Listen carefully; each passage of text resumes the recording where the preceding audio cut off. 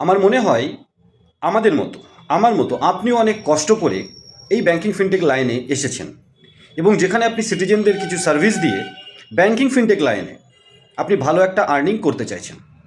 আমার কথা, অন্য কারো কথা বা কোনো এজেন্ট আপনার দোকানে এসে যতই উৎসাহিত করার চেষ্টা করুক, আপনার এই ব্যাংকিং ফিনটেক লাইনের ব্যবসাটাকে খিচুড়ি পাকাবেন না।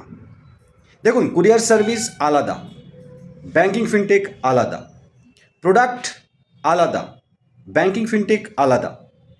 আপনি ব্যাংকিং ফিনটেকের কাজ, অনেকে আছেন যারা মুদিখানার দোকান বা অন্যান্য মোবাইলের দোকান থেকে ব্যাংকিং ফিনটেকটা করছেন অল্প অল্প করে। আপনি ব্যাংকিং ফিনটেকে পরিচিতি করে তারপরে আপনি হাব নেবেন, কুরিয়ারের কাজ করবেন, কুরিয়ার প্রোডাক্ট ডেলিভারি স্টাফ রেখে আস্তে আস্তে আস্তে আস্তে আপনার এই ব্যাংকিং ফিনটেকের যে ইমেজটা সেটা চলে যাবে।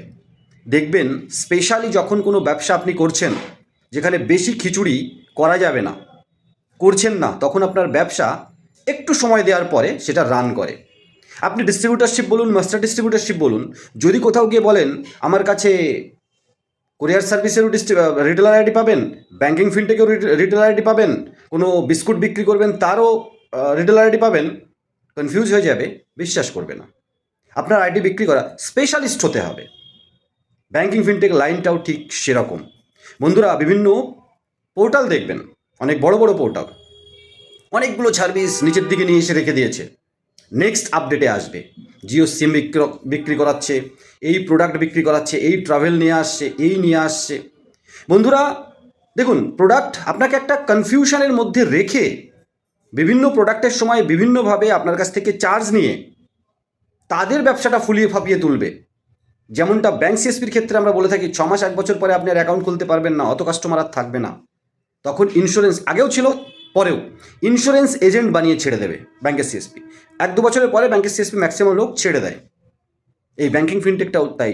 ডেডিকেটেডলি আপনি এই ব্যাংকিং ফিনটেকের সাথে জুড়ে recharge, bill payment, money transfer, scan pay, AEPS, Aadhaar pay, MATM, PAN service, যেটা ব্যাংকিং ফিনটেক রিলেটেড সার্ভিস, সেটা নিয়ে ডেডিকেটেডলি কাজ করুন, লম্বা সময় করুন।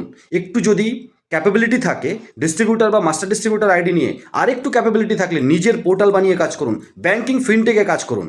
খিচুড়ি করবেন না। আপনাকে ভাবতে হবে আপনি ডেডিকেটেডলি কোনো স্পেশালিস্ট লাইনে থাকবেন ব্যাংকিং ফিনটেক, নাকি আপনি আপনার দোকানকে, আপনি আপনার বিজনেসকে খিচুড়ি পাকিয়ে কাস্টমারকে কনফিউজ করে দেবেন।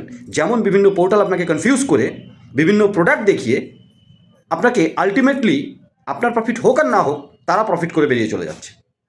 সাবধানে থাকবেন, সুরক্ষিত থাকবেন।